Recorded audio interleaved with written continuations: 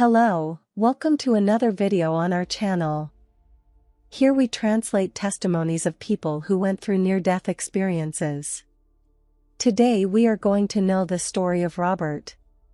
He says he entered a dark kingdom, and amidst frightening creatures he found a being that impressed him. If you are not yet subscribed to the channel, subscribe now. Activate the notification bell to be notified of each new video. Now let's listen to Robert's testimony. In late September 2013, I was admitted to a hospital in Northern California for treatment for pancreatitis. I lay in an empty hospital room alone, wondering if this is how my story ends. Alone, among strangers, with no one on the other end of the phone, given that my entire family was in East Philly, with a time difference of 3 hours.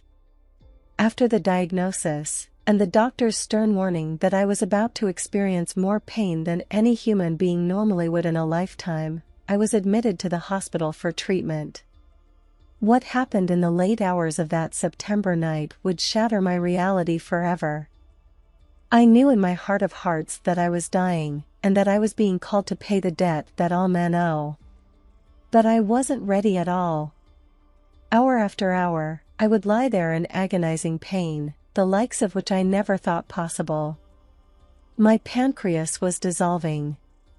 I was literally being eaten from the inside out, and just when I thought I couldn't take it any longer, I felt some sort of inner shift taking place. Something inside my body that made me close my eyes and cringe. It scared me, and when I opened my eyes, I realized I couldn't see. There was a dark blur covering my vision, so I started peeling off what looked caked on. There was wax in my left eye. It felt like peeling a layer of an onion.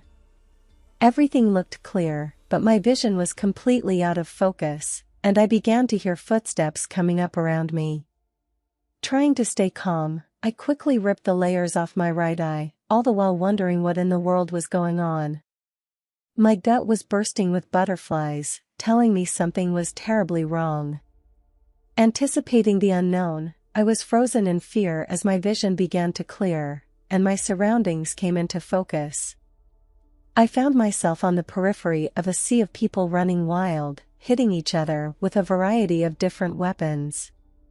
What do you think they had? All had white eyes, down to the pupils. Haunted eyes that I will never forget.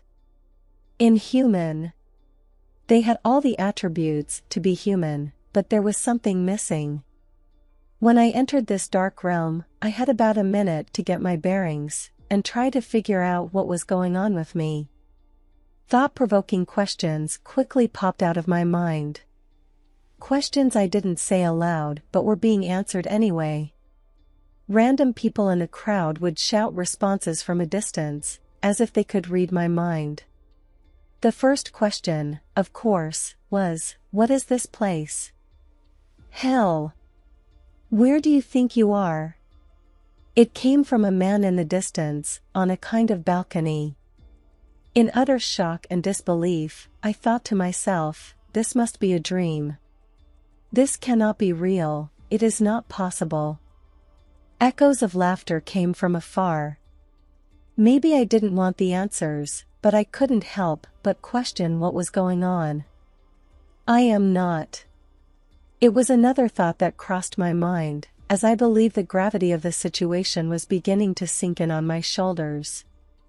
Where do you think they send angry drunks when they die, idiot? It came from a broken man, who was about 10 feet in front of me. His words were condescending, but his tone was resolute. I was frozen. It was the purest, most disturbing form of shock I've ever felt. At that moment I realized that nobody was saying anything verbally, but they were saying it to me, inside my head. I shivered as I tried to pull away from the ensuing chaos, as if to say, I'm not part of this. But I found that there was nowhere to go.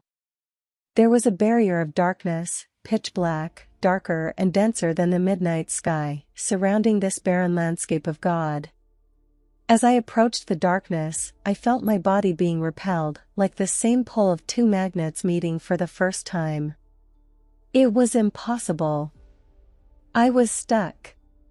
You know that feeling you get when you're caught doing something you know is wrong? Well, imagine that same feeling multiplied exponentially, due to the fact that I was reaping what I had sown all my life. I got screwed is a huge understatement compared to the raw emotion that was crawling up the spine of my soul. I found myself in the most hostile environments, and I was naked, empty, scared, and exposed. There are no words that can encapsulate the most awful feeling I've ever felt, with a single thought. He finished. Oh, even now it makes me want to throw up. Not only would I never see my loved ones again, but the God I loved my whole life didn't want me. My lifelong assumption that I was unworthy had been confirmed. And just when I thought things couldn't get any worse, they did. The interrogation is over. It was time for the terrible prank between me and my new friends. In the blink of an eye, all piercing white eyes turned towards me, and in a menacing manner, the unruly crowd began to crawl towards me. I knew it was on, and I wasn't ready for it. For anyone.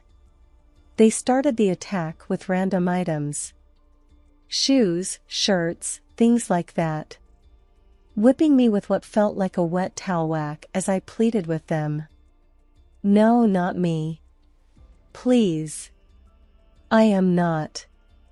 I do not deserve this. Their devious smiles and laughter only added to the terror. It was like it was just a game for them. And that was just the beginning, and they were just getting warmed up. I was surrounded by as many people as can surround you at once, and as far as the eye can see.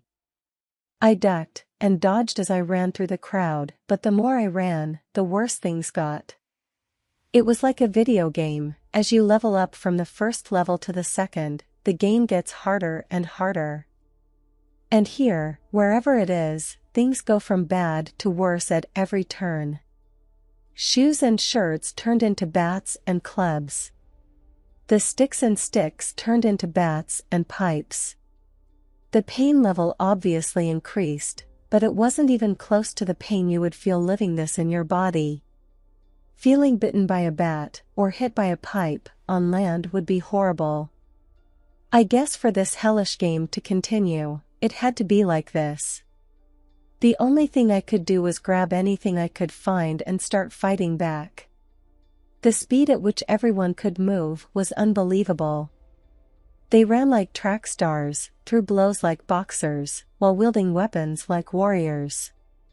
Everything moved at such a fast pace. And from what I could see, many of the people loved what they were doing. There was pure pleasure in violence. What could I do but try to defend myself and fight back? There were so many of them, and I was the freshest meat on the market. The vultures were picking up every bit of my carcass. It was relentless. Birds of the same plumage really do fly together in the beyond. I know I wouldn't be here writing this now if everything continued as it was. But suddenly I saw a little girl. She looked like an angel.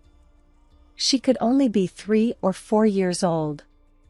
In the middle of the chaos, and I was in the middle of it, a still, small voice captured my attention. "Hey," was all she said, and that was enough to make me stop.